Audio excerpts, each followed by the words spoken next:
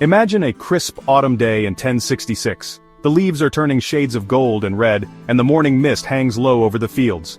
The air is cool and carries a sense of foreboding, as if the land itself knows that something monumental is about to happen. The air is thick with anticipation. Soldiers on both sides are preparing for what they know will be a decisive and bloody conflict. The foggy battlefield is eerily quiet, save for the distant sounds of armor clinking and horses snorting. Two armies stand facing each other, ready for a fight that will decide the fate of England. On one side, the English army, loyal to King Harold, stands resolute.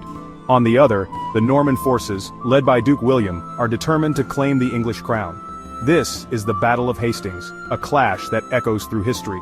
It is not just a battle of swords and shields, but a battle of wills, strategies, and destinies. The landscape will soon be scarred by the ferocity of the combat. The Battle of Hastings wasn't just a fight, it was a turning point. The clash of steel and the cries of warriors would resonate through the ages, altering the course of history forever. It was a turning point. The outcome of this battle would determine who would sit on the English throne and shape the future of the nation. The winner would become King of England. The stakes couldn't be higher. For the victor, glory and power awaited. For the defeated, obscurity and loss. The loser would be forgotten. The battlefield would be littered with the fallen, a grim testament to the high cost of ambition and the brutal reality of medieval warfare. This battle changed the course of English history, its culture, and its language. The Norman victory brought about a new era, blending Norman and Anglo-Saxon cultures, and forever altering the linguistic landscape of England. On one side stood the English army, defending their land. They were fighting for their homes, their families, and their way of life. On the other, the Norman army, hungry for conquest. They were driven by the promise of new lands, wealth, and the chance to carve their names into history. For hours the battle raged. The clash of swords, the thud of arrows, and the cries of the wounded filled the air. Both sides fought with relentless determination, neither willing to yield. But by the end of the day, only one army stood victorious. The Normans had triumphed, and with their victory, a new chapter in English history began. The Battle of Hastings is a story of ambition, bravery, and the enduring impact of a single day on the course of a nation. It reminds us that history is often shaped by the courage and decisions of those who dare to fight for their dreams. The path to Hastings was paved with rivalry, ambition, and a series of complex claims to the throne. When King Edward the Confessor died in January 1066, the kingdom was left in a precarious position. There was no clear heir to the English throne, leading to a period of uncertainty and tension. This sparked a dangerous power vacuum, with multiple contenders vying for the crown. William, Duke of Normandy, claimed that Edward had promised him the throne years earlier, a promise he intended to enforce. William was a powerful and ruthless leader, known for his military prowess and strategic mind. He was determined to make England his own. Across the English Channel, Harold Godwinson, a powerful English earl and a member of one of the most influential families in England, also claimed the throne. He argued that Edward had chosen him on his deathbed, a claim supported by many English nobles. Harold was not only a skilled warrior, but also a popular leader, respected by his peers and loved by his people. He was ready to defend his claim with his life, knowing that the future of England hung in the balance. The stage was set for a monumental showdown. William gathered a vast army and a fleet of ships, meticulously planning his invasion. He was ready to cross the English Channel and claim what he believed was rightfully his, driven by a sense of destiny and ambition. Harold, fully aware of the looming Norman threat, quickly assembled his forces, preparing to repel the invasion and defend his kingdom. William the Conqueror, as he would later be known, was a formidable opponent. His journey to power was anything but easy, marked by relentless ambition and a series of calculated moves. Born a bastard son, he fought his way to power in Normandy. Despite his illegitimate birth, William's determination and strategic mind set him apart from his rivals.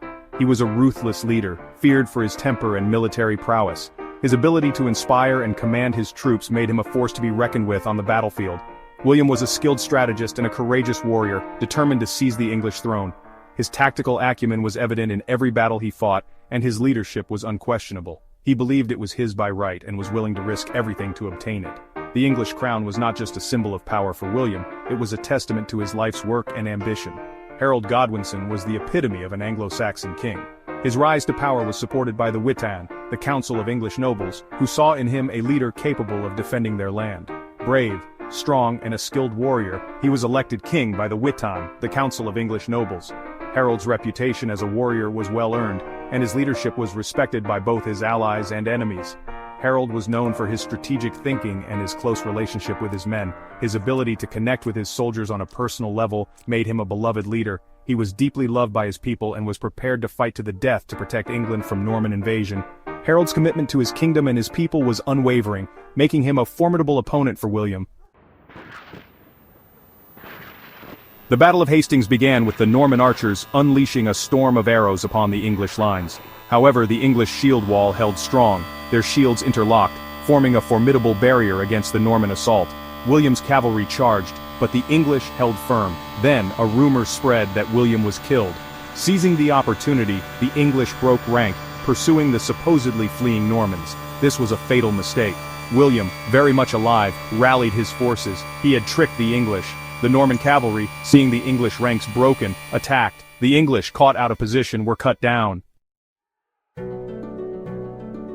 As the sun began to set on that fateful day, the outcome became clear. William of Normandy was victorious, the Battle of Hastings had been won, and with it, the English crown. Harold Godwinson lay dead on the battlefield alongside thousands of his loyal men. The English resistance was effectively broken. William, ruthless in victory, marched on to London, laying waste to the countryside as he went. On Christmas Day, 1066, William the Conqueror was crowned King of England at Westminster Abbey, marking the beginning of the Norman conquest. William's victory at Hastings had a seismic impact on England. His Norman followers were rewarded with land, and soon Norman lords replaced Anglo-Saxon nobles across the land. Castles, a symbol of Norman might, began to appear across the English landscape. These imposing structures served as strongholds for the Norman elite and a constant reminder of their authority. The Norman conquest also brought about significant changes in English law, language, and customs. French became the language of the court and the ruling class, while Latin continued to be used for religious and scholarly works. The Battle of Hastings was not just a battle, it was a turning point in English history. It marked the end of Anglo-Saxon rule and the beginning of the Norman era, a period of profound change that shaped the destiny of England. The Norman conquest had a lasting impact on England's language, culture, and identity. It intertwined English and French traditions, creating a unique blend that would define English society for centuries to come. Even today, the legacy of 1066 is visible in England's castles, its legal system, and even in the English language itself. The Battle of Hastings serves as a reminder that even a single day can have a profound and enduring impact on the course of history.